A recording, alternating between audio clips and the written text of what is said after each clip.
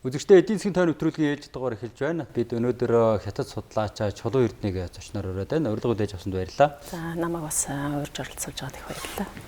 За тэгэхээр Монгол улсын эдийн засаг бол одоо гадаад хүчин зүйлээс ихээхэн хамааралтай. За тэр дундаа бүгд найрамдах хятад ард улсын нөхцөл байдал бас шууд нөлөөлдөг. Тэгэхээр энэ оны одоо Хятадын эдийн засгийн төлөв яг өнөөдрийн байдлаар ямар байна вэ?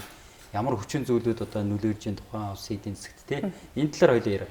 За тэгэхээр юуны өмнө би саяхан одоо 3 дугаар сарын одоо 4-өөс 3 сарын 18-ны 3 сарын 4-өөс 12-ны хооронд за Хятад улсад одоо чухалж өнгөрсөн энэ хоёр их хурал буюу түүгээр одоо албан ёсоор батлагдсан одоо Хятад улсын эх 15 жилийн төлөвлөгөөнөөс нь эхэлж одоо яриулах зүгээр болов гэж бодож байна л да. Тэгэхээр яагаад энийг ярих хэрэгтэй вэ гэхээр Хятад улс одоо өнөөдөр ийм одоо геополитикийн докторгүй одоо эрсдэлтэй нөхцөлд улс орноо цаашдаа одоо эрх чөлөөдөд хэрхэн авч явах вэ гэдэг ерөнхий эдийн засгийн зураглал нь хэдхэн хоногийн өмнө одоо ингээд баттагтаад одоо хэрэгжилтийн ажилд ингээд явж байгаа. За тэгэхээр эрхчлүүдийн одоо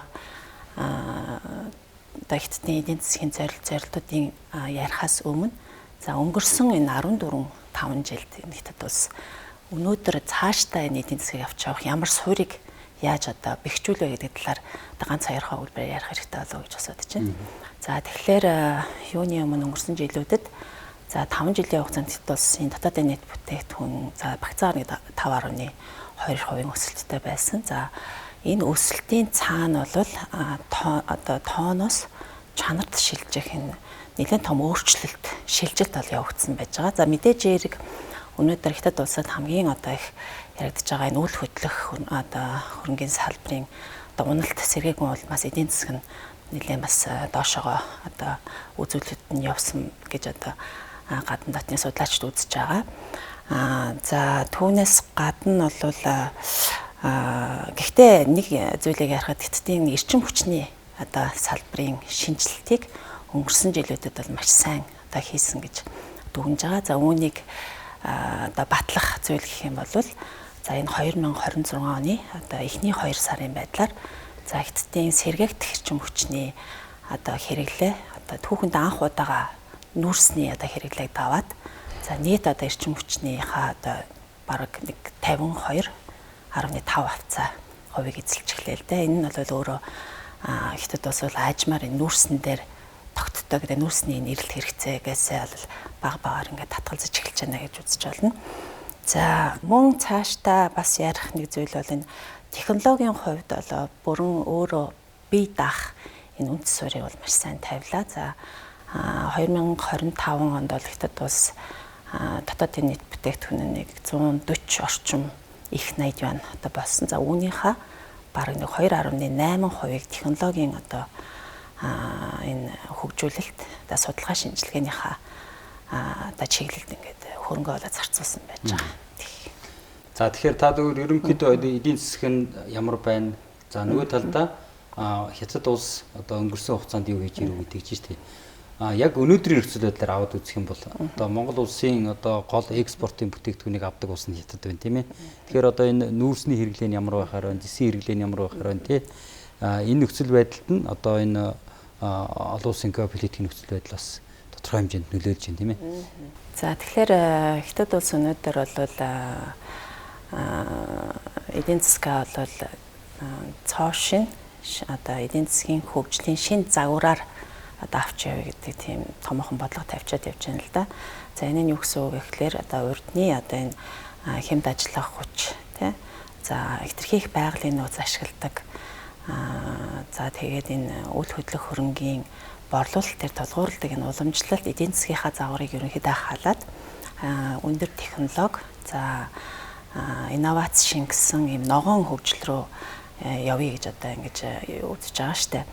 За мэдээж эерэг Хятад улс бол одоо тэр уламжлалт одоо эдийн засгийн гол тулгуурч нөгөө зис тий зис одоо нүүрс байна. За хамгийн гол нь нүүрс байна, гам байна, төмөр байна гэх мэтчлэнгийн төсөлд шууд бол мэдээж хайчихгүй яа. Тэгвэл дотоодын нийт бүтээгдэхүүний 30-аас 35% уламжлалт буюу уул уурхаан одоо салбар буюу хүнд одоо үйлдвэрүүд нь л эзэлж байгаа шүү дээ. Тэгэхээр энийг ерөнхийд нь бол яаж шинжлэх гэж байна гэхлээр илүү их технологи одоо химийн оюун ухаанаар одоо тусламжтайгаар одоо бүтээмжийг сайжруулах гэдэг юм тийм ээ. Тэгэхээр дараагийн нэг зүйл болохоор энэ ихэд бас технологийн үед бие даан хөгжих, за тусгаар тогтнох гэдэг тийм томоохон зорилтыг одоо тавьчихаа явж байгаа. Тэгэхээр үүнээсээ шалтгаалаад мэдээж яриг яг одоо шин тутам хөгжиж байгаа салбарууд байна л да. Одоо цахилгаан автомашин байна, литий батарей байна, за нарны панел явж байна.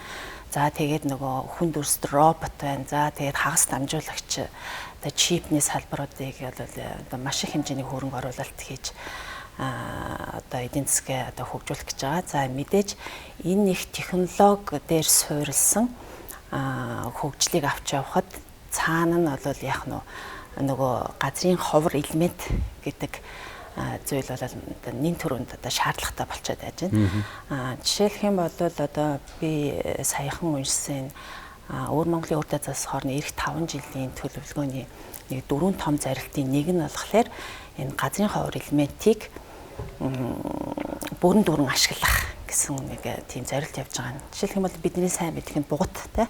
Бугат бол Хятад улсад бол хамгийн том тэр баян овоо гэдэг бах газрын ховор элементийн маш том нөөц байна. Энэ бол дэлхийн яг одоо ингээд одоо нөөцийн тогтоожсон газрын ховор элементийн бараг 35-40% нь зөвхөн тэр газраас одоо яаж. Тэгэхээр Хятад улс болохоор одоо энэ газрын ховор элемент дээр тулгуурлаад за зэсийн хэрэглээ мэдээж маш их хэрэг болно. Тэгэхээр манай улс бол ганц нүүрс одоо гэхээс илүүтэй за одоо энэ зэсийн одоо экспортыг Хятад улс руу бол бас одоо ахиухан хэмжээ гаргах хэрэгтэй. Тэгэхээр манай улс бол нөгөө Хятад улс руу бараг 10 төрлийн түүхийд гаргадгийн ганцхны одоо энэ Швейцар руу алт гаргадаг, бусдын Хятад руу гаргадаг шүү дээ. Тэгэхээр цаашдаа бид одоо энэ түүхийд гаргахтаа Хятад улсын одоо ногоон дижитал энэ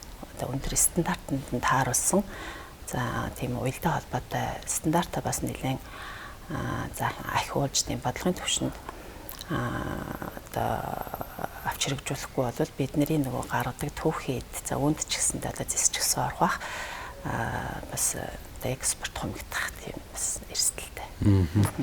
За тэгэхээр одоо 15 дахь 5 дугаар жилийн төлөвлөгөө баталсан гэдэгсэн. Яг энд дэд үтсийн чиглэлээр ямар зорилтууд орсон байдаг юм бол? Тухайлх юм бол одоо манай улс одоо бүгд найрамд Хятад улстай өнөөдрийн байдлаар нэг л бомб төмөр замаар холбогдсон. За харин ойрын хугацаанд бол ханги мандал, гашуун сухад, шивээ хөрөнгө гэсэн энэ бомбтуудыг бол холгоно гэж Монгол Улсын засгийн газрын зүгээс бол ийм зорилтыг төвшүүлээд ажиллаж байгаа. Гэвч нөгөө талдаа одоо Хятадын засгийн газраас эдгээр одоо дэд үтсийн төслүүд дээр ямар зорилтууд тавьсан байдаг юм бол тухайлх юм бол одоо өмнөх одоо хэрэгжээд дууссан 5 жилийн төлөвлөгөөн дээр хангийн энэ төмөр замын холбоотыг бол тусгаагүй байхад Монгол улс төмөр замаа авчиад тавьсан гэдэг ч юм уу. Иймэрхүү асуудлууд гарч ирсэн л да. За тэгэхээр шивээ хөрөн ганц мод гэж ярьж байгаа энэ одоо манай 1970-ад оноос хойш хоёр дахь одоо хоёр улсыг холбосон асар том одоо энэ төслийн ажлыг бол эх 5 жилийн төлөвлөгөөнд одоо цагаан дээр хараар бичсэн байна. За Хятад эхийн уншаад үзэхэд бол ганц мод төмөр замын бомбыг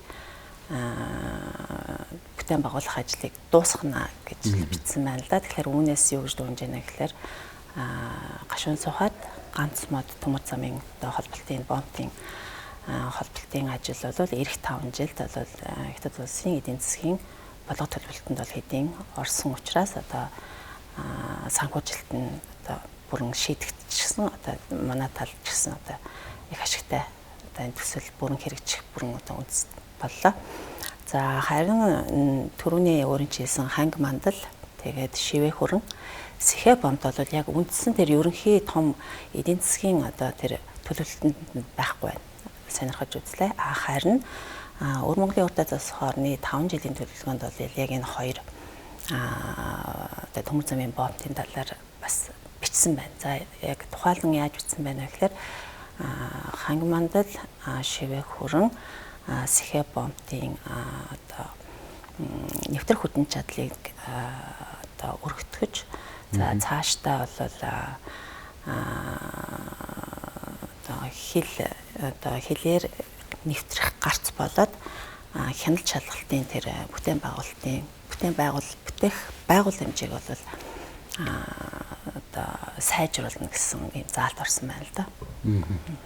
За нөгөө талдаа бид нэг ярих сэдв болоо бүгд найрамд хятад тусаас импортын бас дийлэх үн авч байгаа. Тэгэхээр хятад одоо яг өнөөдрийн байдлаар одоо газрын тосны бүтээгдэхүүнтэй холбоотойгоор бас яг энэ инфляц өсөх ийм дүр зураг харагдаж байна гэж зарим судлаачид хэлж байна л да. Тэгэхээр хэрвээ энэ нөхцөл байдал яах юм бол манай улсын одоо нөгөө импортоор орж ирдэг инфляцийн түвшин нэмэгдэх ийм эрсдэл байх уу?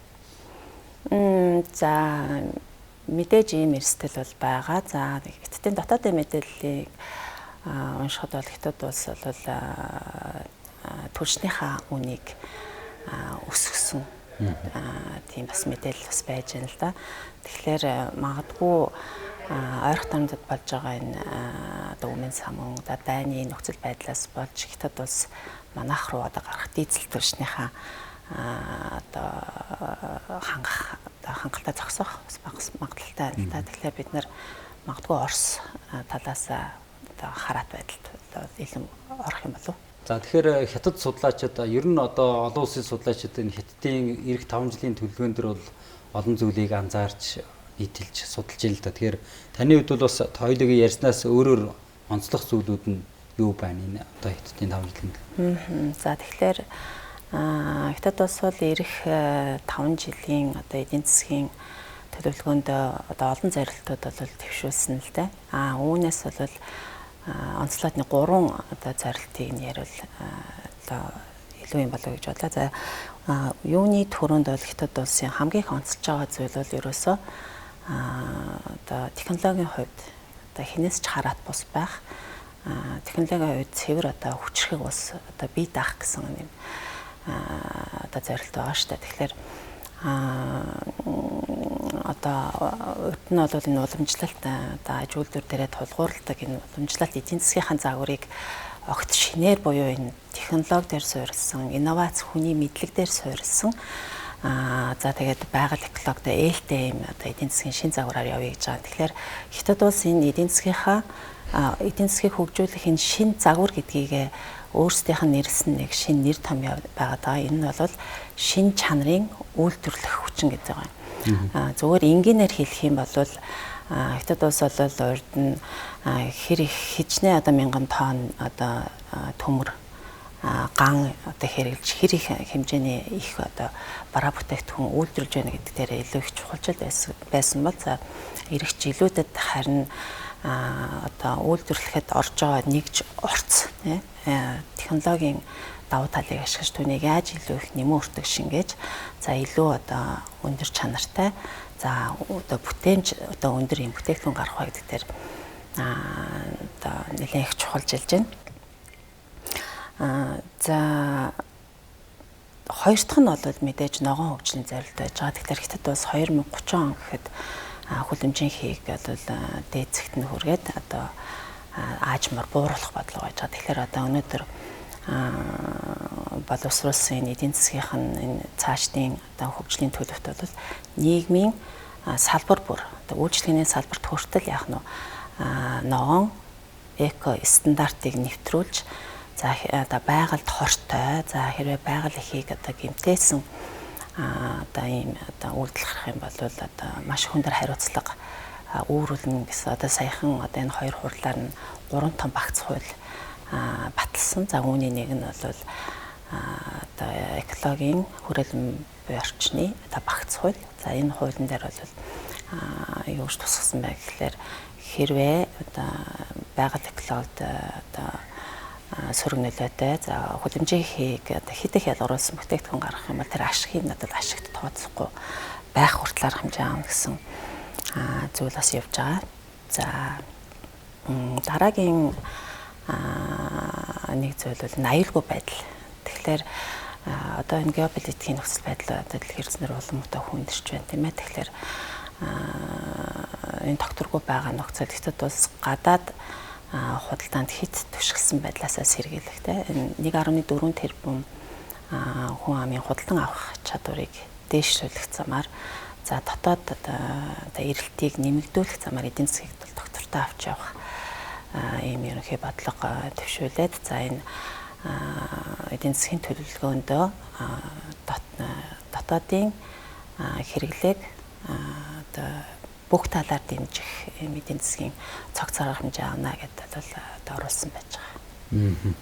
За Монгол улсын хувьд бол бас яг энэ зөвхөн эрдэс баялагын салбар биш аялал жуулчлалын салбар дээр бас бүгд найрамд хятад улстай хамтарч ажиллах ийм боломжтой гэж ингэж ярьдаг. Нөгөө талдаа хил орчмын аялал жуулчлалыг хөгжүүлснээрээ бас яг энэ тодорхой хэмжээний валютын урсгалыг нэмэгдүүлэх боломж байна гэж хардаг. Таны хувьд бол бас хятад судлаач хүний хувьд яг энэ хятадууд сүүлийн жилүүдэд хөрөнгө оруулдаг ийм улс болж нөгөө талдаа аялдаг ийм ард түмэн болж ийн гэж яриад байгаа тийм. Энэ дээр хэрэг ирээдүй байгаа гэж хардаг байна.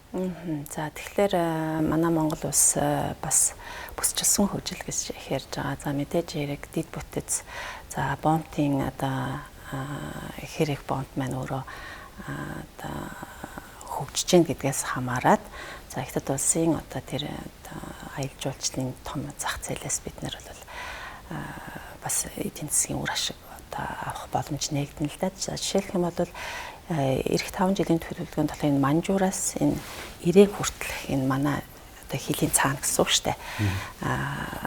Тийм үргэлжсэн одоо автозам барих гэж байна тийм. Тэгэхээр энэ магадгүй манай Монгол улсад одоо аялал жуулчлал хөгжихэд бас илүү их төхөн болох юм болоо. Тэгэхээр бид нар ганцтай талыг харах биш өөрсдөө бол манай одоо холбогдох газрууд аялал жуулчлалыг хэрхэн яаж сонирхолтой байлгах вэ?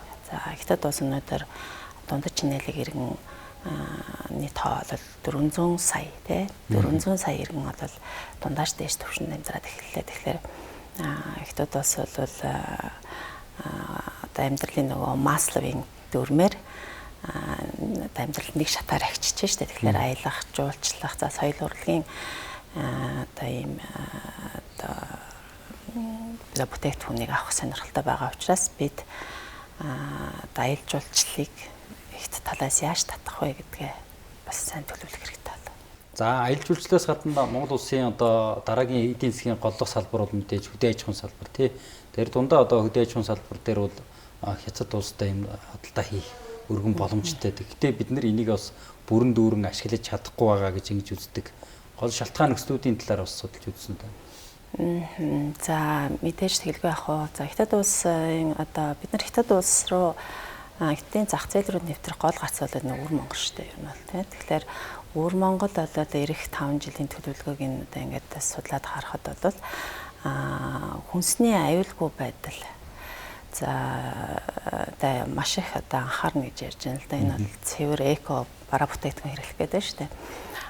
За тэгээд өвөр Монголын одоо өөртөө засах хорон энэ хүнсний салбараас гадна ер нь бол эх 5 жилд за эхний одоо жилдээ 17 их 80 юаны одоо санхүүжилтийг энэ хүнсний аюулгүй байдалд зарцуулна гэж байгаа байхгүй. Тэгэхээр магадгүй манай Монгол улс бол